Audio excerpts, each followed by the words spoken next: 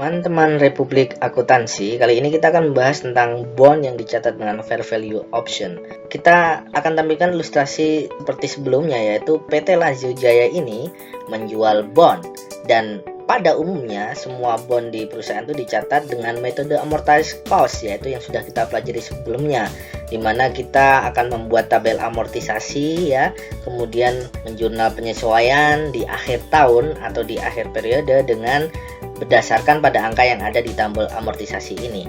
Namun sebenarnya selain metode amortized cost ini, perusahaan diperbolehkan untuk mencatat dengan metode lain, yaitu fair value option. Jadi ini sifatnya opsi bagi perusahaan yang ingin mencatat bukan dengan nilai buku yang diamortisasi tapi dengan fair value-nya. Itu diperbolehkan menurut PSAK 71 yang berlaku 1 Januari 2020 ini, dan juga IFRS 9 ya. Nah, ini untuk siapa? Biasanya perusahaan yang aktif di pasar uang, karena dia mempunyai aset yang juga dicatat dengan fair value, sehingga untuk mengimbanginya liabilities-nya juga dicatat dengan fair value. Sifatnya tradable biasanya. Mereka sering sekali memperjualbelikan financial asetnya maupun financial liabilities-nya. Namun kalau perusahaan di luarnya perusahaan di pasar uang biasanya tetap memakai metode yang satu ini, yaitu amortized cost. Jadi ini sifatnya adalah pengayaan ya, materi tentang fair value option ini untuk chapter bond. Tapi kita juga akan tetap membahasnya. Jadi bagaimana bedanya kalau fair value option? Tabel amortisasi tetap dibuat ya, tetap dibuat, ada jurnal penyesuaian. Tetapi ada tambahan lagi, yaitu penyesuaian akhir tahun itu di jurnal berdasarkan dengan fair value. Nanti selisihnya akan masuk gain atau loss yang dicatat di net income. Nah, bagaimana penghitungannya? Mari kita langsung menuju ke worksheet. Di worksheet ini soalnya adalah seperti biasa, penerbitan bond dengan nominal 500 juta, kupon 10%, termnya annually, N-nya 7 tahun, dan I-nya 12%. Langkah pertama selalu saja menghitung present value bondnya. Kita persingkat ya, ketemu 454 juta, dan ini diskon. Kalau ingin mengulang hitungan present value dan juga amortisasi bisa cek video sebelumnya.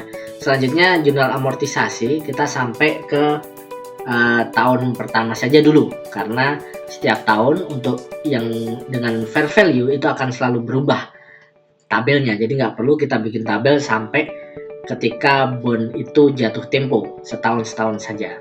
Nah, setelah ketemu tabelnya, tentu saja kita akan menjurnal. Jurnal pertama adalah jurnal penerbitan bond. Seperti biasa, ini dari present value yang sudah dihitung sebelumnya. Dan selanjutnya, karena ini 1 Januari pembayarannya, saat Desember tahun 2020 ada jurnal penyesuaian.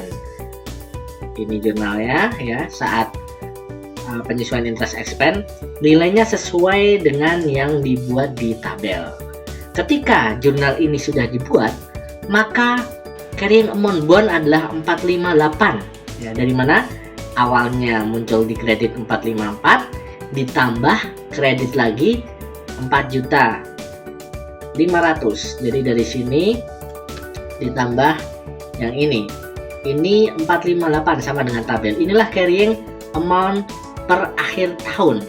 Nah, kemudian kita akan melihat fair value-nya berapa. Jadi nggak semata-mata dari tabel terus selesai. Fair value sebenarnya berapa?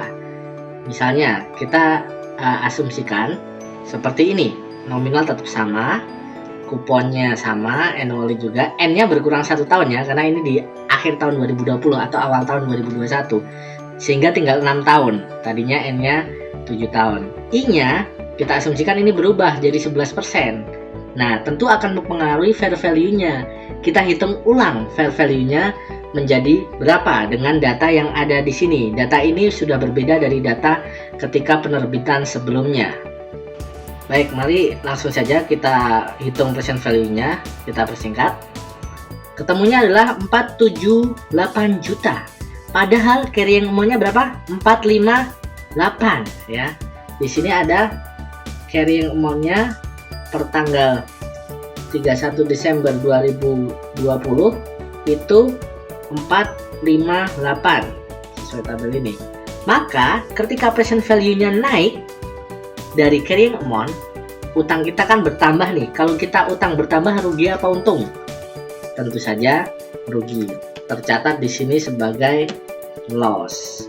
478 dikurangi 458. Ada rugi 19 juta. Nah, inilah yang kita catat di jurnal penyesuaian. Jadi 31 Desember penyesuaian 2. Ini berdasarkan tabel yang sebelumnya dibuat. Ini berdasarkan fair value-nya. Masih di tanggal yang sama, 31 Desember 2020. Jurnal penyesuaian fair value bond. Oke. Debitnya loss on adjustment fair value, apapun itu namanya, terserah saja, yang penting awalannya loss dan ini akan dicatat di net income. Kreditnya jelas, utangnya jadi nambah, ya kan? Karena fair value-nya meningkat. Loss-nya 19 juta. Inilah ketika bond itu dicatat dengan fair value option. Kalau sebelumnya selesai di sini, tapi karena fair value kita akan menghitung lagi. Kalau kita teruskan tahun setelahnya, ya, maka kita akan membuat jurnal amortisasi yang berbeda. Kita bikin amortisasinya tanggal 1 Januari 2021, kita langsung ambil sesuai dengan fair value yang sudah dihitung sebelumnya, akhir tahun sebelumnya, 478. Jadi angkanya tidak meneruskan di 1 Januari 2021 458, tapi sudah memakai angka fair value. Nah, sekarang kita tinggal lanjutkan. Cashnya tetap sama 50 juta. Interestnya pakai bunga market rate yang baru 11% dikali dengan carrying amount yang baru 52 juta. Ini seperti biasa diselisihkan saja dan ini akan selalu bertambah. Pada akhir tahun 2021 atau awal tahun 2022, menurut tabel carrying amount-nya 481. Maka di akhir tahun 2021 kita kembali lagi akan melihat sebenarnya berapa fair value-nya, kita hitung kembali. Tapi sebelum dihitung kembali, kita akan membuat jurnal sepanjang tahun 2021. Ini kita singkat saja. Yang ingin mengulang silahkan tonton video tentang jurnal akuntansi secara lengkap, jurnal akuntansi bond secara lengkap. Nah, ini jurnal 2021. Setelah penyesuaian, kembali kita akan melihat fair value-nya, ya. Apakah sama persis 481 atau berubah? Kita asumsikan ada informasi seperti ini, nominal sama, kupon 10%, term annually, N-nya sudah berkurang ya, jadi 5 tahun, dan I-nya 11,6%. Ketika kita hitung persen value-nya, ketemulah 470. Sedangkan carrying amount-nya adalah sesuai dengan tabel sebelumnya, 481. Persen value-nya turun, utang kita turun dari yang tercatat 481. Berarti di sini ada gain karena utang kita berkurang.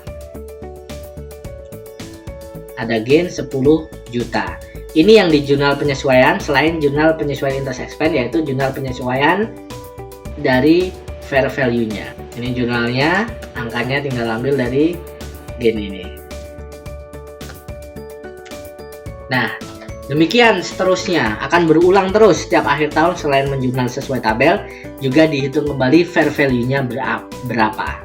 Begitu jika bond dihitung menggunakan metode fair value option, bukan dengan metode amortized cost. Jadi tabel tetap buat, jurnal penyesuaian interest tetap buat, tapi ada tambahan jurnal penyesuaian fair value bond.